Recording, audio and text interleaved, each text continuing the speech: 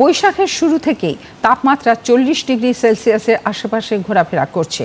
পশ্চিম বর্ধমানের পানাগড়ে তাপমাত্রা 42 ডিগ্রি ছাড়িয়েছে। হাঁসফাঁস অবস্থা মানুষজনের, গরমে অসহায় অবস্থা বনের জীবজন্তুর। পশ্চিম বর্ধমানে কাঁকসার দেউলের সংরক্ষিত বনাঞ্চলে হরিণ, হায়না, ময়ূর, নীলগাই সহ রয়েছে নানান প্রজাতির পশু পাখি।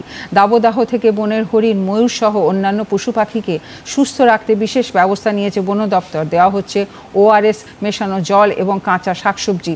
জঙ্গলের ভিতরে জলাশয়ে যথেষ্ট পরিমাণ জল আছে কিনা নজর রাখা হচ্ছে। জলের পরিমাণ কমে গেলে সাবমার্সিবল পাম্পের সাহায্যে জলের ব্যবস্থা করা হচ্ছে বলে জানিয়েছেন দুর্গাপুরের রেঞ্জ অফিসার। তাছাড়া আমরা নজর রাখি যে যেটা ডিয়ার রিহ্যাবিলিটেশন সেন্টার আছে দেউলে, দুর্গাপুর রেঞ্জের আন্ডারে, তো সেখানেতে পুকুরে জল টল কমে যাচ্ছে নাকি সেদিকে নজর রাখা। যদি জল কমে যায় সেক্ষেত্রে আমরা যেটা সাবমার্সিবল আছে, সাবমার্সিবল চালিয়ে সেই জল ওটাখানে করে দেওয়া হয়, ফিল আপ করা হয়।